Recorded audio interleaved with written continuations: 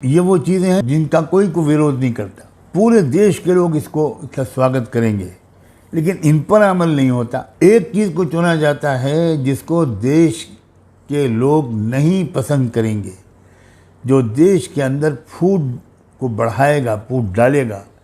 लड़ाओ और हुकूमत करो के उसूल पर अमल करते हुए अफसोस ये है कि हमारी सरकार ने उसी को चुना है, या लॉ कमीशन को चुनने का इशारा दिया है, और ये बात कंफर्म हो गई ऑनरेबल प्राइम मिनिस्टर की तकरीर। मैं सज्जाद नौमानी अपने तमाम देशवासियों को सलाम पेश करता हूँ और आपसे कुछ ज़रूरी बात करने के लिए आपके बीच उपस्थित हुआ हूँ। आजकल हमारे देश में यूनिफॉर्म सिविल कोड का मसला चर्चा में है। हमारे देश के ज़्यादातर नागरिक,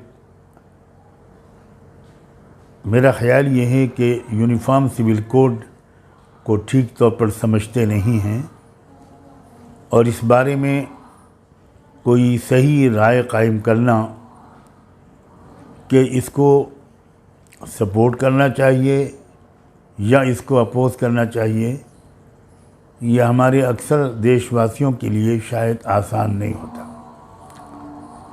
मैं इसकी ज़रूरत महसूस करता हूँ कि इस यूनिफॉर्म सिविल कोड की जो असल हकीकत है वो आपके सामने बहुत ही संक्षेप में रखूँ। हमारे देश की जो बहुत बड़ी खुसूसियत है वो उसकी डाइवर्सिटी है, विभिन्नता है। इस देश में बेशुमार धर्मों के मानने वाले, बेशुमार कस्टम्स, परंपराओं पर अमल करने वाले, अलग अलग रीत रिवाज पर चलने वाले समुदाय हमारे देश में मौजूद हैं और ये इस देश को एक यूनिक मुकाम, एक अलग स्थान अदा कर देता है। ये बात देती है पूरी विश्व बरादरी में हमारे देश को ये एक बहुत बड़ी खुसूसियत हासिल है। अब ये कोशिश करना कि सारे लोगों के रीत रिवाज ख़त्म हो जाएं, सारे लोगों की परंपराएं मिट जाएं और 140 करोड़ की आबादी वाले देश का एक एक व्यक्ति वो गोया एक ही सिस्टम को, एक ही कानून को, एक ही परंपरा को कबूल कर ले,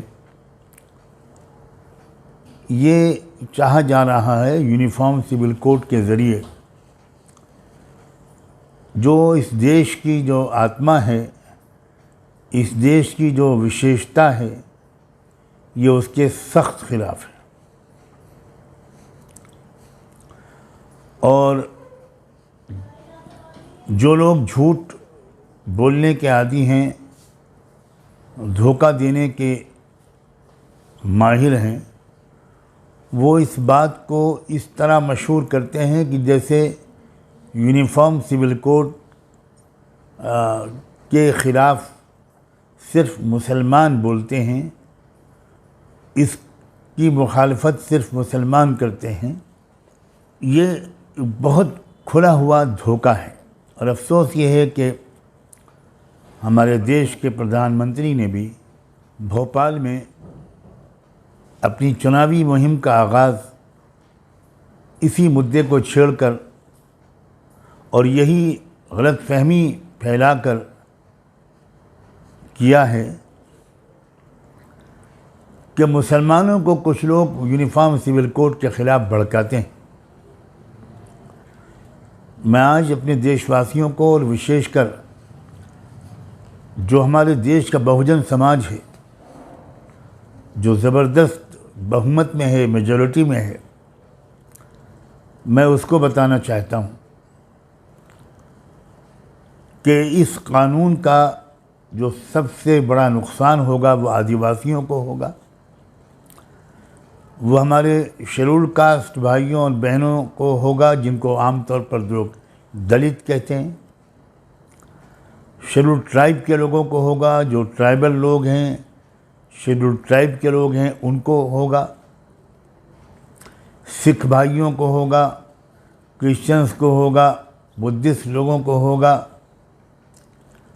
अब सबकी अलग अलग कुछ आस्थाएं हैं, सबकी अलग अलग उन आस्थाओं से जुड़े हुए कानून हैं, उनके यहाँ की ट्रेडिशंस और कस्टम्स हैं, वो सब ख़त्म कर दी जाएंगी। तो ये सिर्फ मुसलमानों के का मसला बिल्कुल नहीं है, ये तो आप सब का मसला है।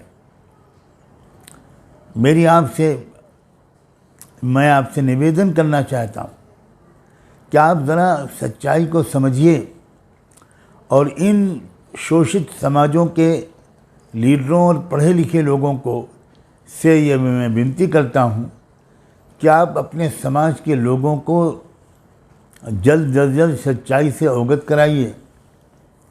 उनको बताइए कि ये किस तरह हम सब के खिलाफ है। देखने में लगता है या प्रोपेगेंडा ये किया जाता है कि ये मुसलमानों के खिलाफ है।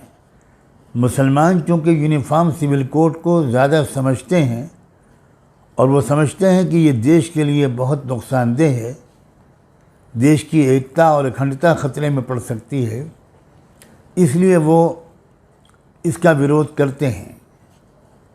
दूसरे शोषित समाजों के अक्सर लोग अभी इस बात को समझे हुए नहीं हैं कि ये इस कानून की हकीकत और असलियत क्या है। तो उन समाजों के लीडरों,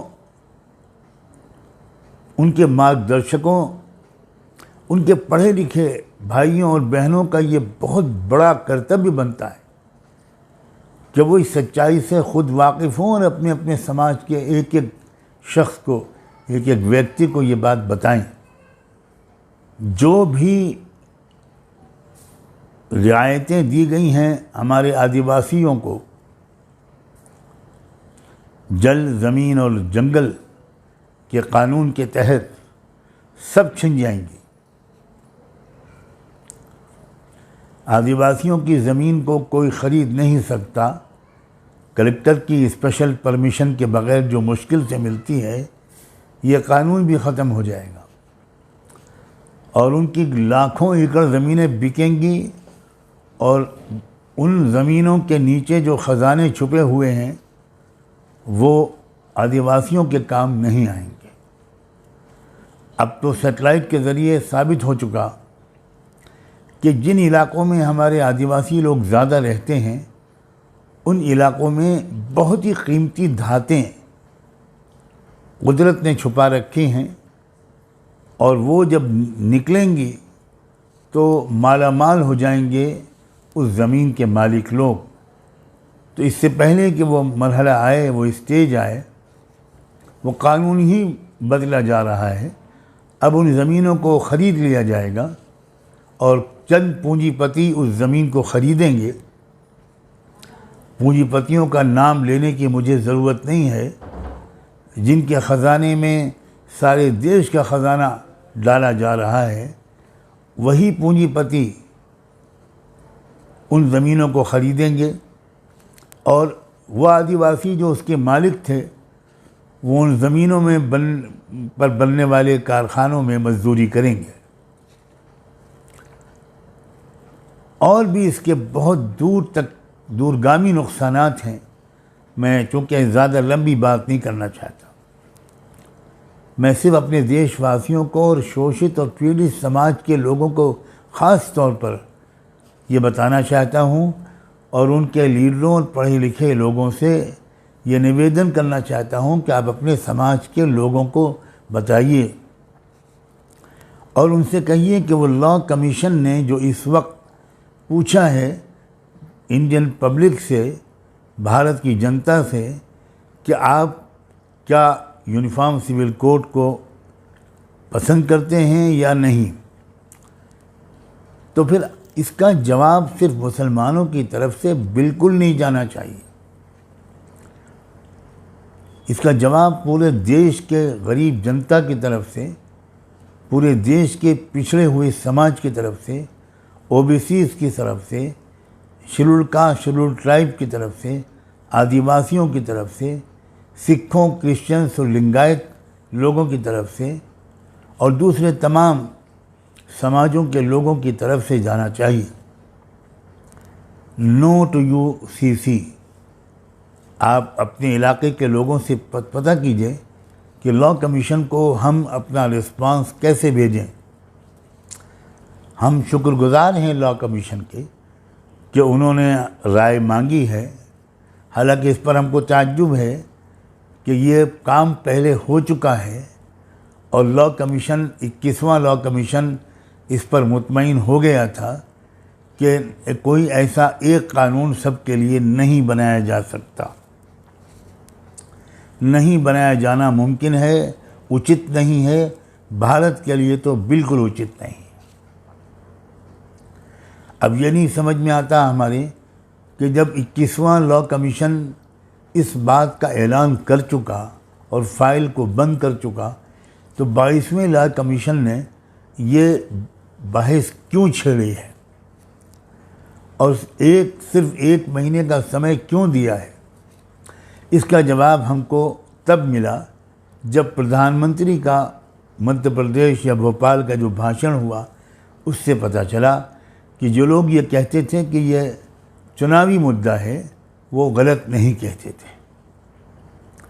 एक बात कही जाती है कि हमारे संविधान में जो रहनुमा उसूल है, डायरेक्टिव प्रिंसिपल, उसमें आर्टिकल 44 में ये लिखा हुआ है कि स्टेट कोशिश करेगी कि वो सब नागरिकों के लिए एक समान कानून बनाए। अजीब बात है, ये जो डायरेक्टिव प्रिंसिपल्स हैं इसमें और भी तो बहुत कुछ लिखा हुआ है। आर्टिकल 44 से बहुत पहले बहुत कुछ और भी लिखा हुआ है। मिसाल के तौर पर आर्टिकल 38 में लिखा हुआ है कि भारत के नागरिकों की जो आमदनी होगी उसमें बहुत ज़्यादा अंतर नहीं होना चाहिए। हम इसकी कोशिश करेंगे, स्टेट इसकी कोशिश करेगी कि भारत के नागरिकों की आमदनी में बहुत ज़्यादा अंतर न हो। किसी की जो इनकम है बहुत ज़्यादा हो, किसी की बहुत कम हो, तो ये इसकी कोशिश की जाएगी कि ऐसा न हो। फिर भारत के जो नागरिक हैं उनके जो रहने सहने का जो अंदाज़ होगा, जो स्टेटस होगा, उसमें भी बहुत ज़्यादा ऊंच नीच नहीं होगी, इसकी भी कोशिश की जाएगी। सारे ही नागरिकों को कमाने के एक से उपाय दिए जाएंगे ताकि सबकी आमदनी तकरीबन बराबर हो, आप बहुत ज़्यादा फ़र्क ना हो। अगर मैं इंग्लिश में पढ़ूँ तो उसमें लिखा हुआ है आर्टिकल 38 में कि reducing income inequality, status imbalance and other social issues are at the core of this principle. फिर आगे ये भी लिखा हुआ है आर्टिकल 39 में कि securing adequate means of livelihood for the citizens by providing equitable material resources to everyone and striving for equal work pay for both men and women. Article 41 में ये भी लिखा हुआ है, यानी आप सोचिए कि पुरुषों और महिलाओं दोनों को एक सी गया आमदनी हो, एक बराबर तनख्वाह मिले। आज तक हमारे देश में जो हो रहा है वो हम देख रहे हैं कि वही काम एक महिला करती है तो उसको कम तनख्वाह दी जाती है, वही काम एक पुरुष करता है तो उसको ज़्यादा तनख्वाह दी जाती है। फिर उसमें आगे आर्टिकल 41 में to provide the right to work, right to education and right to public assistance in cases of unemployment, old age and sickness. बुढ़ापा, बीमारी या किसी के पास कोई जॉब न हो तो उस सूरत में सरकार की तरफ से उसको मदद दी जाएगी मुस्तकिल तौर पर जब तक कि उसको जॉब न मिल जाए। आर्टिकल 46 वो जो कमज़ोर तबक़ात हैं हमारे देश के, वो शोषित पीड़ित लोग जो पिछड़ गए हैं, पिछड़े हुए लोग, ओबीसीज़, SC STs, other weaker sections, उसमें ये हिदायत दी जाती है, डायरेक्शन है उसमें कि कोई भी समाजी भेदभाव इन पिछड़े हुए लोगों के साथ नहीं होने दिया जाएगा।